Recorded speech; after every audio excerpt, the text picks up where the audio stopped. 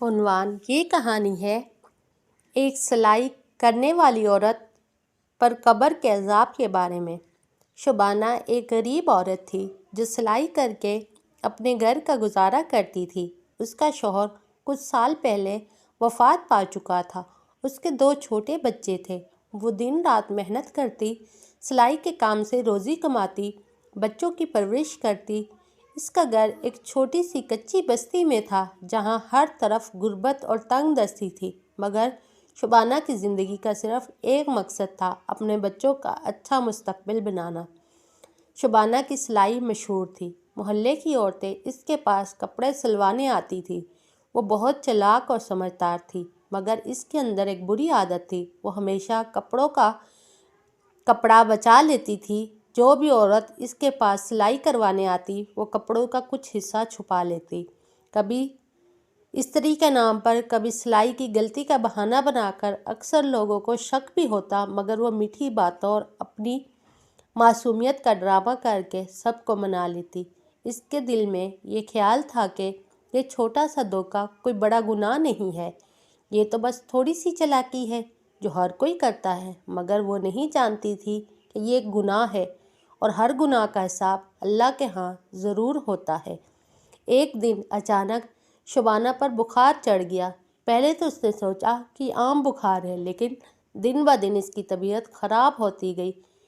بچے گیرا گئے، مگر غربت کی وجہ سے وہ کسی اچھے ڈاکٹر کے پاس بھی نہیں جا سکتی تھی۔ محلے کی عورتیں دعائیں پڑھنے لگیں، مگر موت کا فرشتہ اپنی چھوٹی سی فرصت بھی کسی کے لیے نہیں رکھتا۔ ایک رات جب سب سو رہے تھے، شبانہ کی روح اس کے جسم سے نکل گئی۔ بچے چیخنے لگے، محلہ جمع ہو گیا، سب لوگ افسوس کرنے لگے۔ جس کپڑے سے وہ اپنی روزی کماتی تھی، اب وہی کپڑے اس کا کفن بن رہے تھے۔ اس کو دفن کر دیا گیا، مگر کسی کو یہ اندازہ بھی نہ تھا کہ قبر کے اندر اس کے ساتھ کیا ہونے والا ہے۔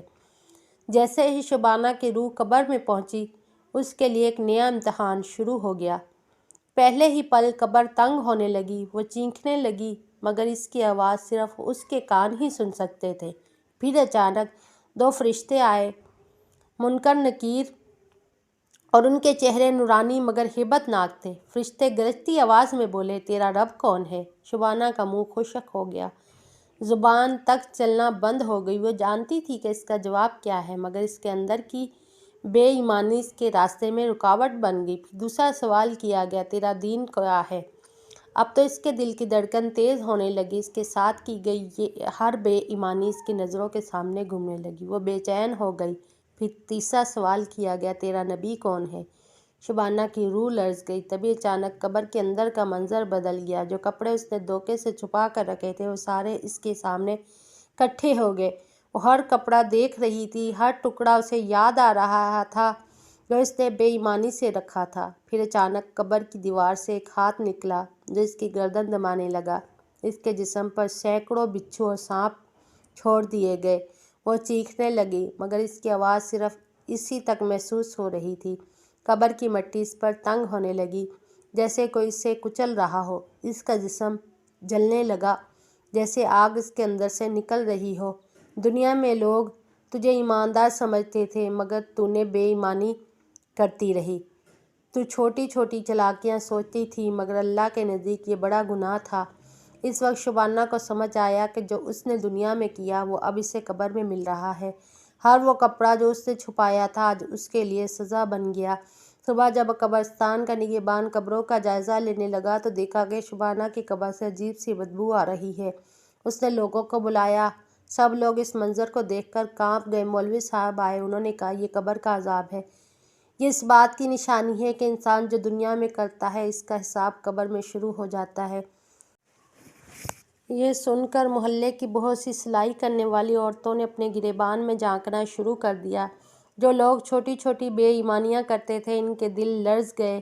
شبانہ کی کہانی ایک سبق ہے ہر اس شخص کے لیے جو سوچتا ہے کہ چھوٹی سی بے ایمانی کا کوئی حساب نہیں۔